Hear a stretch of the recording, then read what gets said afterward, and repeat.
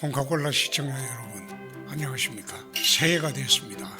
오늘은 새해 인사 겸 세상 돌아가는 이야기를 전부 묶어서 하는 그런 날로 하겠습니다. 새해 복 많이 받으시고 적토마처럼 무장무예의 한 해가 되기를 빕니다. 새벽부터 트럼프가 베네수엘라 독재자 마두로를 체포했어요. 그런데 미국이 다른 나라 이런 독재자를 체포하는 게 이번이 처음 아니죠. 얼마 전이죠. 노르웨가도 체포를 한 일이 있고 파나마 침공한 일도 있고 또 칠레에 또 CIA가 관여한 일도 있어요.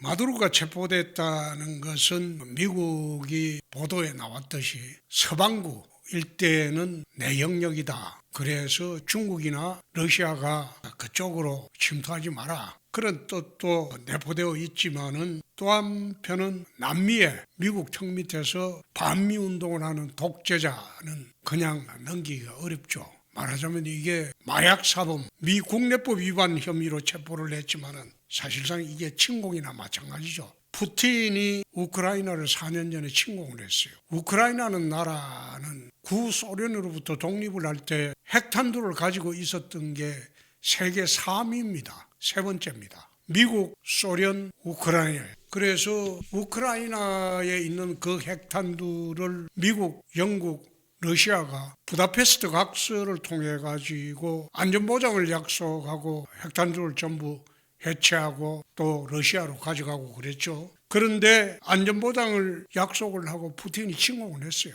중국이 지금 시시각각 대만 점령을 하기 위해서 군사적으로 움직이고 있습니다. 미국이 지금 하는 행동을 보면 또 곧 그린란드도 병합하겠다고 나서고 있죠. 근데 그린란드 위치를 보면 덴마크나 미국이나 별로 떨어져 있지 않아요. 지구가 둥글기 때문에. 그래서 이런 현상을 두고 우리가 새해부터 봐야 되는 것은 이젠 신제국주의 시대, 힘의 논리가 지배하는 신제국주의 시대가 도래를 했다. 국제현실이 굉장히 냉혹해졌습니다.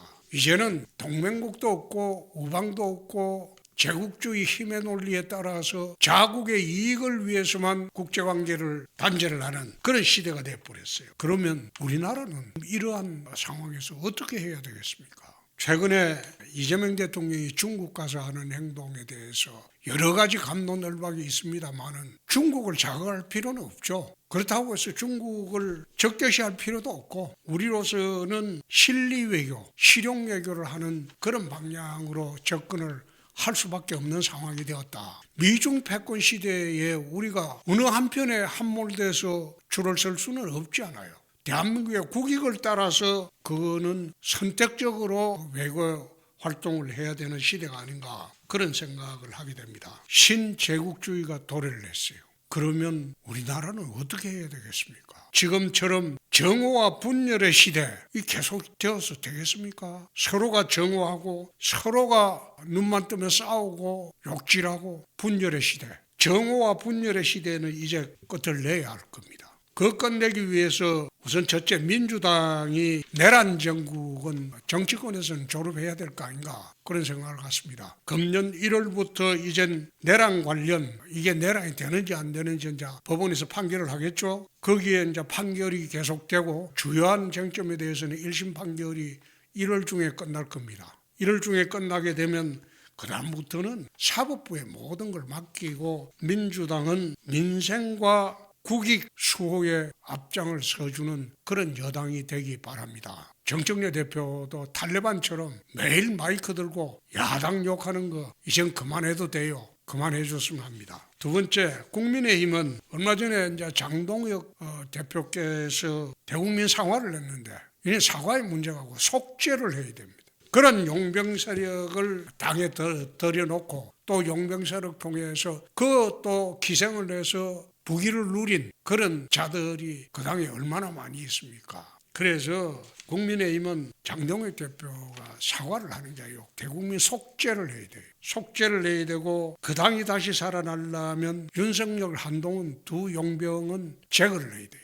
그 용병에 기생해서 부귀영화 누리는 그런 사람들도 정리를 해야 돼요. 두 번째, 유사 종교 집단에 함몰된 그 당의 책임당은 정리를 좀 해야 돼요.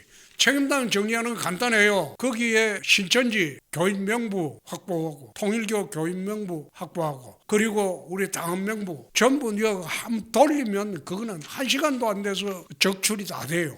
그런 유사 종교 세력, 종교 집단 거기다가 정광훈 세력도 있죠. 그거는 자유통일당인가 당을 갖고 있으면서도 이중당적 가지고 있는 사람들이 대부분일 겁니다. 그러니까 그 책임당원들 다 정리하고 순수 정통 보수주의 사람들만 모여서 당을 새롭게 하는 게 옳지 않나. 그리고 세 번째, 국민의힘은 거구 유튜브들 그거 좀 정리해야 돼요.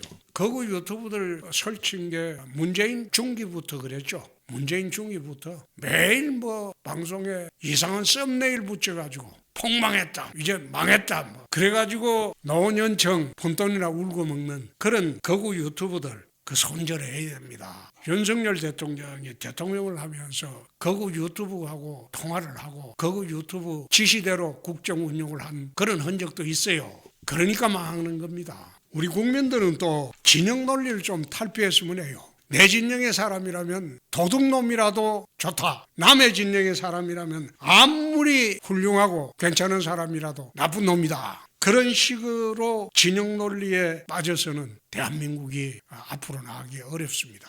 이제 새해부터는 국익만 보고 갔으면 합니다. 국익이라는 게 나라의 이익뿐만 아니라 국민의 이익입니다. 국익이라는 게 이중적 개념이죠. 그냥 국가의 이익뿐만 아니라 국민의 전체 이익입니다. 그게 국익 개념인데 국익만 보고 가자. 보수 진보 논쟁이 우리 사회에 노무현 대통령 이래로 한 20년이 지속되어 왔어요. 이제는 극단적인 보수 진보 논리에 빠져가지고 이거는 진영 논리를 우리가 헤어나지 못하면 대한민국은 앞날이 보이지 않습니다. 보수주의 사람들은 자유를 최우선시하고 진보주의자들은 평등을 최우선시합니다. 근데 자유도 평등도 둘 다 우리가 버릴 수 없는 거예요. 조화점을 찾아야 돼요. 보수주의자들은 성장을 중요시하고 진보주의자들은 분배를 중요시합니다. 그러나 성장과 분배 그 어느 것도 버릴 수 없는 거예요. 조화점을 찾아야 돼요. 극단적인 진영 논리를 새해는 좀 탈피하도록 합시다. 보수 진보에 배척되는 관계가 아니고 양날개입니다. 그리고 수레의 양대축입니다. 한 날개가 부러지면 새는 날 수가 없고 수레 한 축이 부러지면 수레가 가지 않습니다. 극단적인 진영 논리를 탈피하고 조화로운 그런 대한민국이 새해에는 될 수 있도록 민주당 그리고 국민의힘을 비롯한 야당 그리고 우리 대한민국 국민들 모두 새롭게 출발을 해서 새해에는 적토마가 들판을 내달리듯이 거침없이 세계로 나아가야 할 겁니다. 새해 복 많이 받으십시오. 새해 인사는 오늘 이것으로 대신하겠습니다. 감사합니다.